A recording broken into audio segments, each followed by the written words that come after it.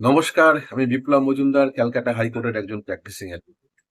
আচ্ছা, রাজ্যের সবথেকে বড় পদ যিনি রাজ্য চালান তিনি হচ্ছেন মুখ্যমন্ত্রী। এবং এই মুখ্যমন্ত্রী হতে গেলে মিনিমাম কি পড়াশোনা প্রয়োজন সেটা কি জানেন? মানে এডুকেশনাল কোয়ালিফিকেশন কি প্রয়োজন লাগে? মাধ্যমিক পাস হতে হয় বা উচ্চ মাধ্যমিক নাকি গ্র্যাজুয়েশন? অথবা অন্য কোনো ডিগ্রির প্রয়োজন আছে? হ্যাঁ, আদতে আপনাকে যদি আমি সংবিধানে কি লেখা আছে বা আমাদের আইন কি সেটা জানাই, কথা দিচ্ছি আপনি অবাক হবেন। একদম ঠিক, আপনি অবাক হবেন। দেখুন, যেকোনো সরকারি বা বেসরকারি যেকোনো পদে চাকরি করতে গেলে মিনিমাম একটা পড়াশোনা লাগে, সেটা তো আমরা সকলেই জানি। যেকোনো ডিগ্রির প্রয়োজন আছে। কিন্তু মুখ্যমন্ত্রীর ক্ষেত্রে বা প্রধানমন্ত্রীর ক্ষেত্রে, দেখুন, মুখ্যমন্ত্রী হতে গেলে প্রথমত তাকে ভোটে জিতেই এমএলএ হতে হবে। এটা তো অবশ্যই। এবং সংবিধানের ১৭৩ নম্বর ধারা বা আর্টিকেল 173 তে এই বিষয়টি বলা রয়েছে কি কোয়ালিফিকেশন প্রয়োজন। এমএলএ হতে গেলে এবং এমএলএ থেকে মুখ্যমন্ত্রী হতে গেলে যে কোয়ালিফিকেশন প্রয়োজন সেটি হচ্ছে প্রথমত মিনিমাম বয়স তাকে 25 হতে হবে, 25।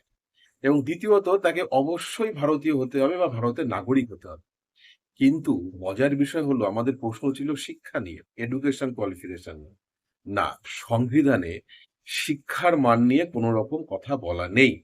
অর্থাৎ এডুকেশন কোয়ালিফিকেশন মিনিমাম কি প্রয়োজন আছে এরকম কিন্তু কিছু বলা নেই। এবং এটি শুধুমাত্র মুখ্যমন্ত্রীর ক্ষেত্রে নয়, প্রধানমন্ত্রীর ক্ষেত্রেও প্রযোজ্য। এবং ব্যাপারটা হচ্ছে যে এটি শুধু ভারতবর্ষে নয়, পৃথিবীর কোনো দেশেই আমার মনে হয় না যে প্রধানমন্ত্রী বা রাষ্ট্রপতির ক্ষেত্রে যতদূর জানা আছে সেখানে কোনো রকম এডুকেশন কোয়ালিফিকেশন কোনো রকম মানদণ্ড আছে। আদতে গণতান্ত্রিক দেশে প্রয়োজন কোনো ডিগ্রির প্রয়োজন নেই। প্রয়োজন হচ্ছে মানুষের ভরসা। অর্থাৎ ভোটে জিততে হবে। মানুষের যে রায় সেটা পেতে হবে। তাহলে মুখ্যমন্ত্রী বা এমএলএ বা প্রধানমন্ত্রী হওয়াটা সম্ভব।